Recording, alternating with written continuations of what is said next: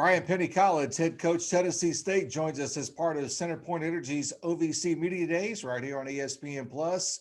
Coach is just across town in Nashville. How are you? I'm doing good. I can't complain, man. Last time we met, an early exit in Evansville after winning a ball game. Talk a little bit about through what's happened since you left Evansville at the tournament and where we are today. Oh, there's so much that's happened. I could probably write a book. There's a lot of things that went on since Evansville. It's crazy. Right before we went to Evansville, we got hit by a tornado, like the day before we left, and then COVID.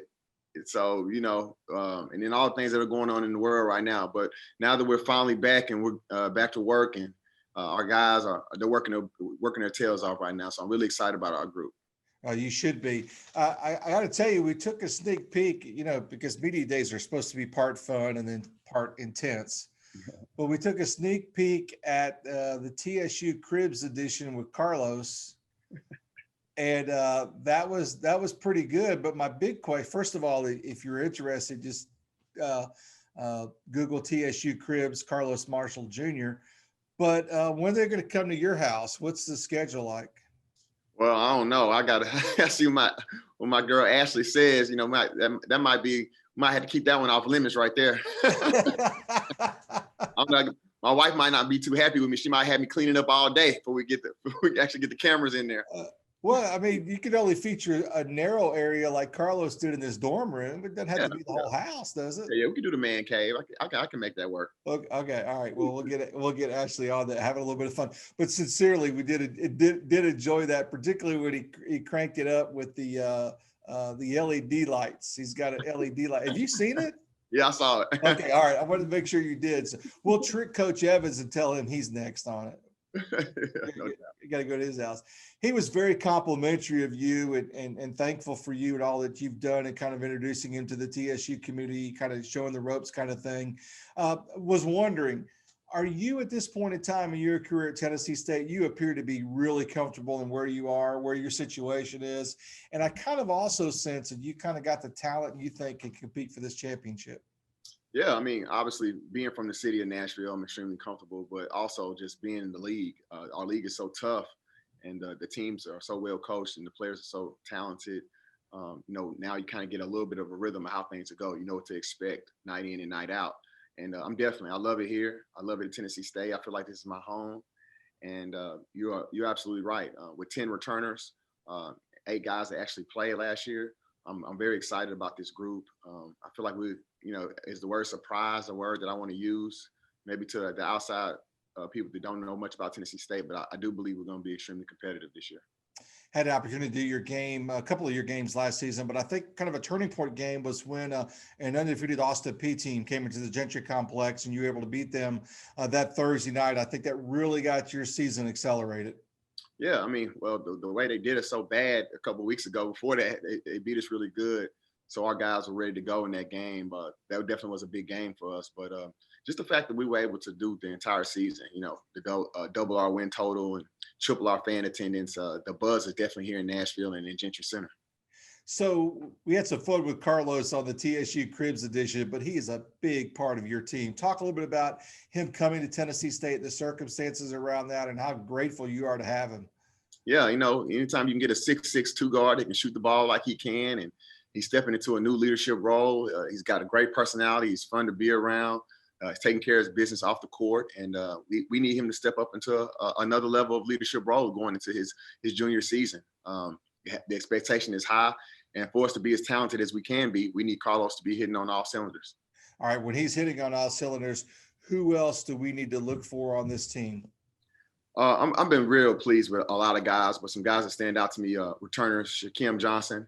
He started a lot of the games last year for us, played in the front court. He played majority 5 last year, but this year you're going to see him playing more some 4 because we got a little bit bigger guys now. So I expect him to take a huge jump and be that fringe double-double guy in the OVC. Mark Freeman, our returning starter, he started 16 of our 30 games. His development, his leadership, and his confidence are on a whole nother level right now. He's playing a high level of basketball, and I'm really going to hang our hat on those 3 guys.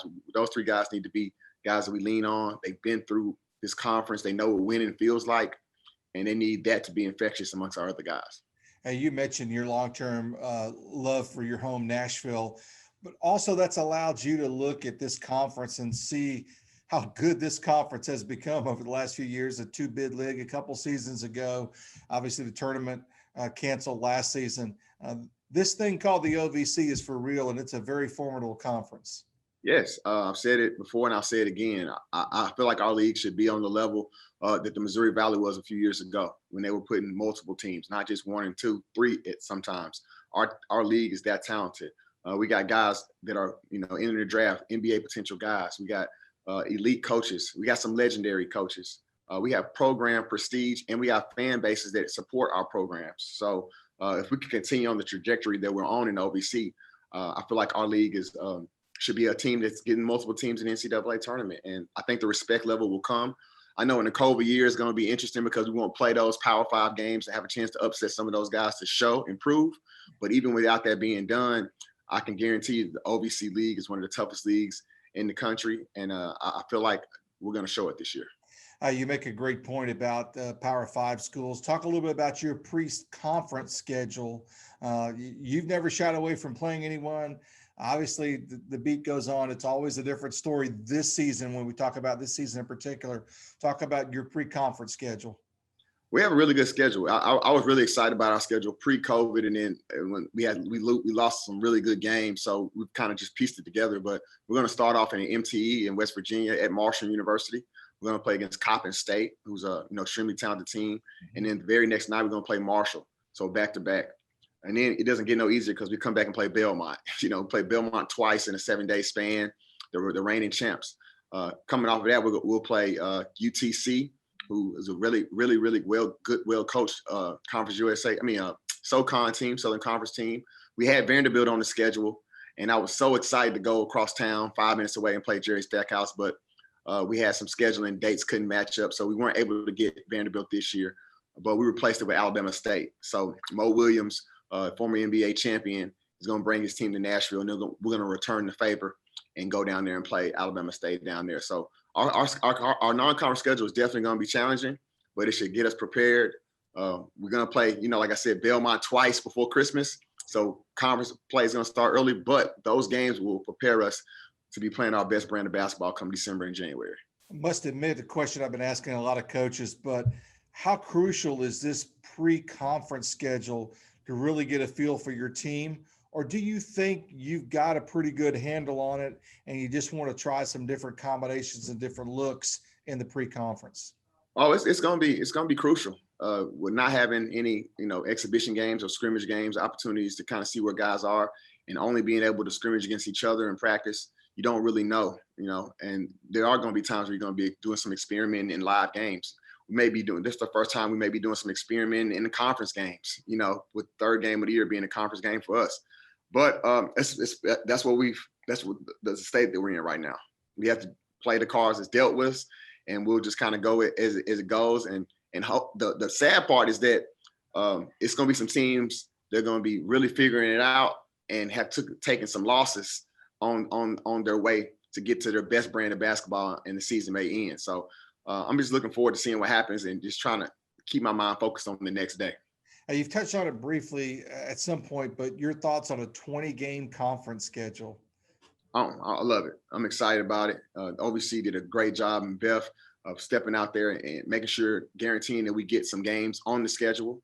And our league is so tough that, you're going to go into the frying pan every night. You're not going to have a night off. The Thursday, Saturday schedule is good for our young men and women because it's safe and keeps them from injuries. The back-to-backs, I'm not disagreeing with the conferences that are doing it. I'm glad we're not doing it for the health and safety of our kids.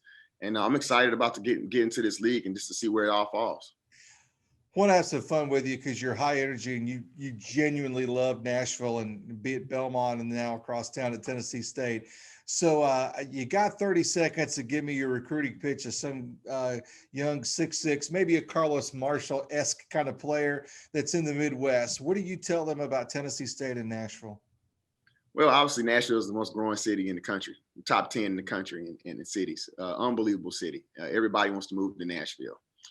We have unbelievable tradition here at Tennessee State. You know, we've produced one of the over 20 draft picks that came here. Not only 20 draft picks, you can probably throw 20 doctors and 200 teachers and 200 lawyers and everything else. You can come here and be successful and play for some coaches that are going to care about you. Go out of our way for you. You know, we're going to teach you not only how to be a man, change the tires, tie your tie, but we're going to make sure you go to class on time. We're going to be the difference between what you are and what you ought to be. He got it, did it in 30 seconds. Brian Penny College, thank you so much. Great talking to you. All the best, and look forward to seeing your team play this season. Appreciate it. Thanks for having me.